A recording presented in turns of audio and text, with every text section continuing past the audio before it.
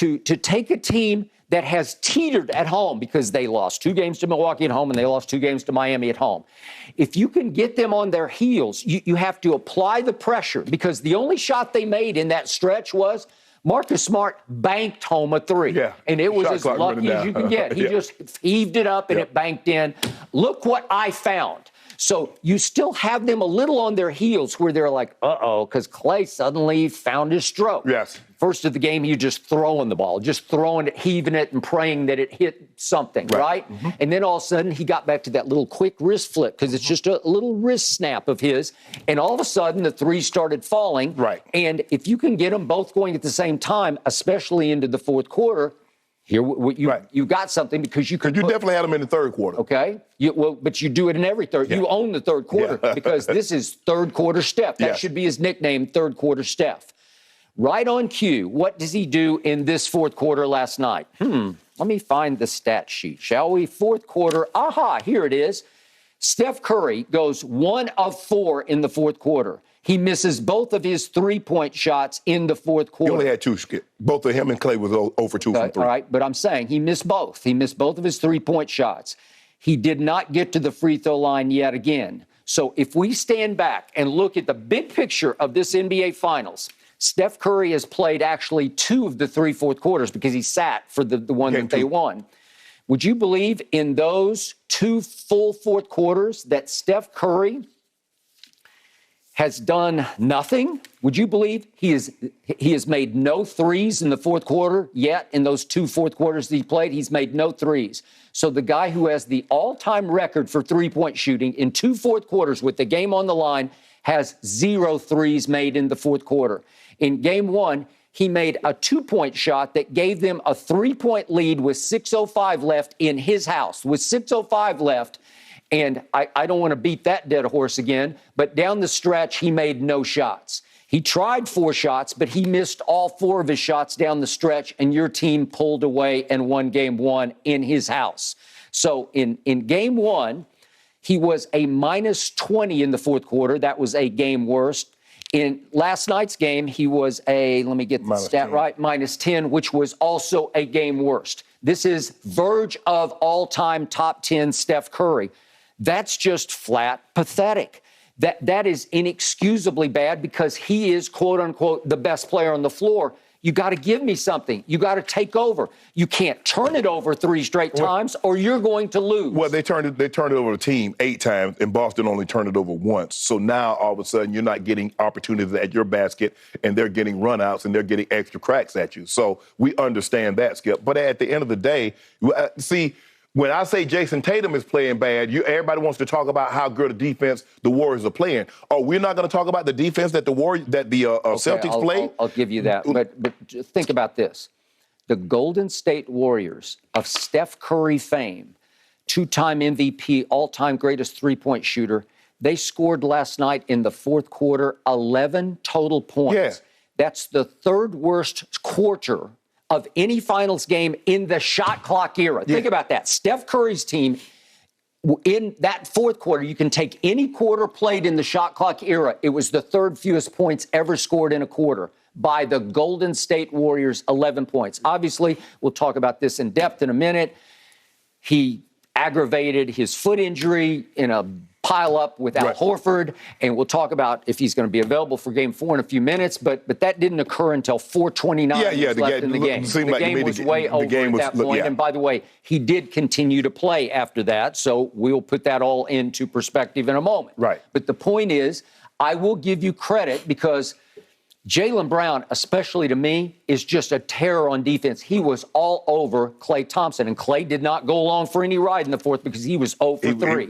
Okay, so he didn't help at all. Right. But the best player, by all accounts, is Steph Curry, and he gave you nothing. He gave you 1 2-point shot that came with 7.5 minutes left. That's all you got. 11 points. Well, he let them down. He let me down. He let the world down. But he continues to be, he has eclipsed LeBron and Aaron Rodgers as now the most overprotected superstar in all of sports, and it's not even close. Even you protect him. It's good, but no, I don't protect him, but I do watch the game, and I understand that you under this notion that, okay, you're a great player. And, if you got it going early, you should be able to just maintain that and just keep. You scored 15 in the third, well, go score 15 in the fourth. And it doesn't work like that. How about go score 7 in the fourth? It wasn't going to skip. I mean, if you look at it, the leading scorer in the fourth quarter was Andrew Wiggins. He had 5. Look at the 0. Draymond, 0. Clay, 0. Kevon Looney, 0. Peyton Jr., 0. Otto Porter, 0. Jordan Poole had 4 points. You're not going to skip. You're not going to win scoring 11 points. Well, then you're going to be scoring 11 points. Thank you. You're preaching to my choir. But but also. Where's your best player?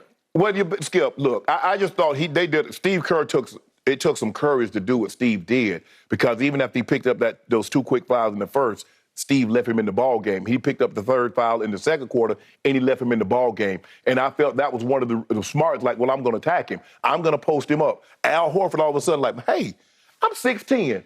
They don't have anybody over there 6'10". And you see what he started to do, Skip. He stopped selling for those threes, and he started banging down inside. So I'm like, Al, you a back-to-the-back player. You turned yourself into a stretch, but you came into the league as a back-to-the-basket player. Go back to that. Do that. But, Skip, look. We gave Draymond all the credit. He set the tone in game 2 and yada, yada, yada. Draymond was awful. But at some point in time, these officials are going to have to grow a backbone. You cannot, Skip, and I get it, Skip. You don't want to say, well, you influence. And I believe one of the reasons that they suspended Draymond, let's go back to 2016. Skip, I believe one of the reasons they suspended him is that, you know what? Nobody has ever come back from 3-1 in the finals. So what if he misses a game? They're going to be, Skip, they're going to take care of business. And all of a sudden, they didn't take care of business. Nope. And everybody is saying, well, you influenced the game because Draymond missed 1 game and you still had 2 games to get done what you needed to get done, and it didn't happen. Skip, you cannot allow this man to continuously berate the officials. Scott Foster is known to tee you up. And he pretend like Draymond is not even existing. He's yelling in Courtney Kirkland's ear even after he fouls out. And it just turns his back like, keep it going. At some point in time, somebody's going to have to grow a spine and say, Draymond, that is enough. Anymore, I'm going to tee you up. And if Draymond gets thrown out of the game, that's Draymond. That's not on the officials. It's not the officials to manage Draymond's behavior. They make sure that, look, Draymond, that's enough, bro. Okay, we heard you. Now let it go. And he just keeps it going. You're going to have to tee him up. He's going to end up costing. Now, I think the thing is that he knows, like, they don't want to throw me out because they feel somewhat culpable for what transpired in 2016. So I'm going to keep it going. But, Skip, I mean, at what point in time is enough? I mean, can we show the play? You tell me, Skip, is this a foul or not? Hey, we got that play, DJ? There's a play last night at the free throw. Check this out, Skip. You tell me if this is a foul, Skip. Skip, what is this? Yep. He does stuff like this the entire. Come on, Skip. I mean, the guy just looking at him. At one point, they called him early into the lane. Yeah. But because he was at the top in it early.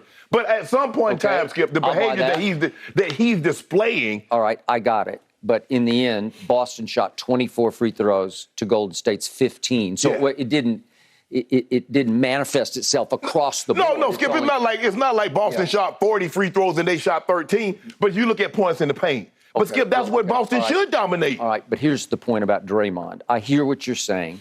You're right about what you're saying. But the backbone needed to be grown last night by Draymond Green.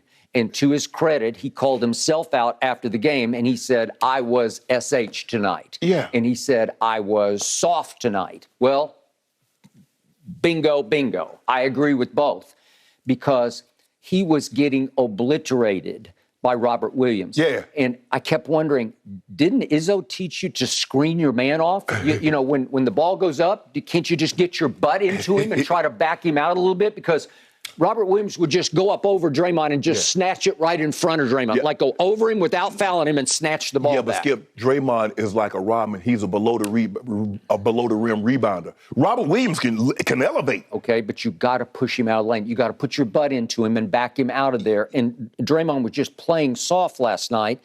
And this is obliteration on physicality, because to your point, it's 47-31 on the boards. And then back to your point about points in the paint, 52-26, second chance points, 22-11, offensive rebounds, 15-6. 15-6.